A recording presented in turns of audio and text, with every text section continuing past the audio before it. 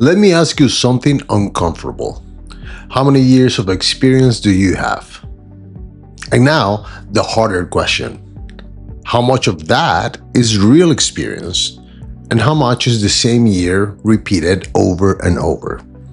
Because there are people with 20 years in a field who has really lived the same year 20 times, having the same mistakes, the same patterns, and the same reactions. Your experience, the real kind, may be the single most valuable and most monetizable thing that you own. A lot more than your knowledge, but only in a specific part of it. And today I'll show you which part and how to turn that into something people will pay for. I am Pinate and this is Monetize Who You Are. We're building the 4 elements of your expertise, or the area of expertise, which include your knowledge, experience, your natural gift, and the area of application. Last episode, we tackled knowledge, and we ended on a line that is worth repeating. Information is free, judgment is scarce, and the market pays for what's scarce. So today is about where that judgment actually comes from, your experience. One of the biggest mistakes in the professional world is confusing accumulated time with real experience. Time is really easy to measure, so we stamp on the resume 15 years of experience, as if the 15 years themselves were an asset. But years aren't experience. I have met people with 2 decades who have the same mistake on a loop, 10 years reacting the exact same way to the exact same problem, and that is an experience. It's repetition. And it's repetition without learning. And repetition doesn't create value. It creates wear. The actual experience that creates value isn't the one that adds years, but it's the one that changes your future decisions. Here's the line that I want you to hold on. Not every error becomes an experience. Only the errors that you analyze, internalize, and process, those turn into experiences. So think about the 2 ways that people handle a mistake. The first, they justify it, they minimize it, they don't even want to talk about it, and they just move on. The error doesn't disappear. It goes somewhere underground and become a pattern and keep coming back over and over again. That's the person who keeps asking, why does this happen to me? This is not fair. And that's not bad luck. That's an unprocessed error. The second is who looked at it without any victimhood, who understand the real causes and understand that you own part of it.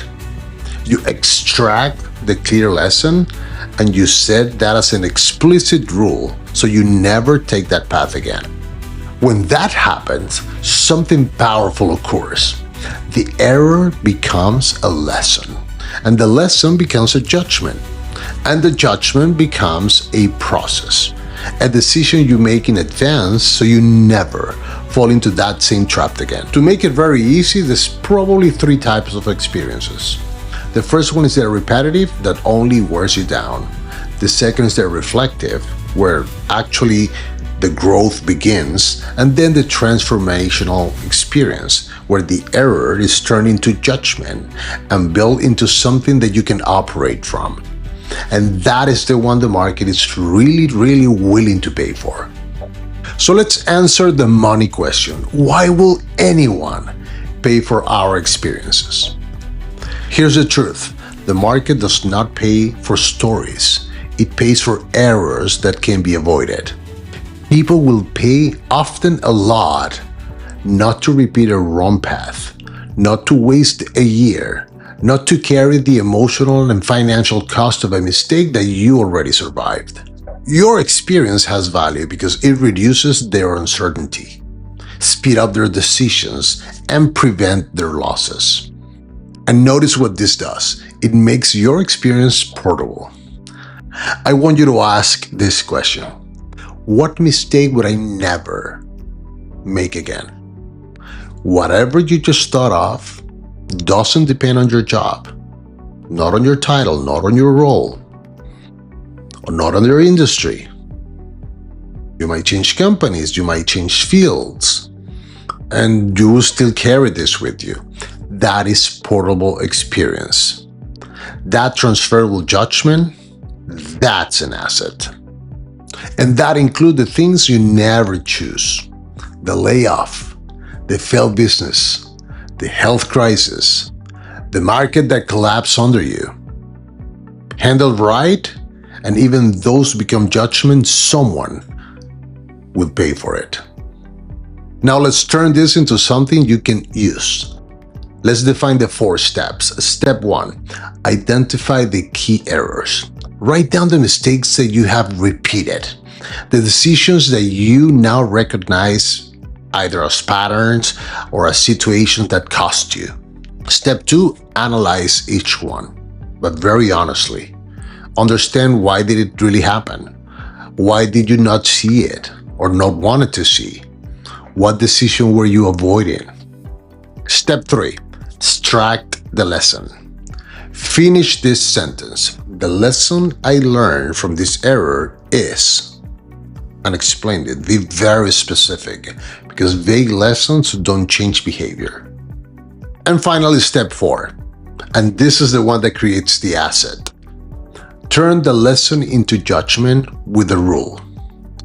You might say, from now on, when, and explain the situation that happened, my criterion will be to do this. By doing that, you converted a scar into a decision-making rule that you can teach, you can package, and you can charge for. And please don't skip the experiences that you didn't choose. Illness, layoff, bankruptcy, a pandemic. If they change how you operate, then they belong to the list. And now let me leave you with the 3 lines that anchor this whole idea. Ignore errors, repeat itself. Analyze errors, teaches. And internalize errors, transform. Your experience isn't your past, it's actually your future.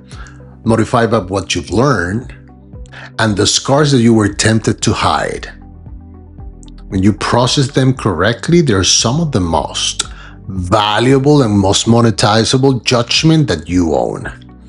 For a long time, I have helped a lot of my clients to understand how those errors or those mistakes could be turned into something that can truly help somebody else. And that somebody is willing to pay either to avoid that situation or to shorten the amount of time that they spend on it. And that is really one of the best sources of monetization that you can truly use, because it's part of who you are, it's within you, it's based on your life, and very little people have experienced the same life as you have, with the same components of knowledge and talent and everything else. If reviewing this concept is helping you or resonates with you, I ask you to please subscribe, because in the next episode, we're going to complete the map with your natural area of influence. And that error that made you wince when I was talking, that one you never repeat again, write it down. Write down the rule and what it taught you, because that's not a regret, that's an asset. I am Luis Pinate, and thank you for being here. And remember, the goal was never to have lived more. It's to have learned more from what you lived. And why not getting paid for it? Thanks for watching, and remember, the best investment is in yourself. I'll see you in the next episode.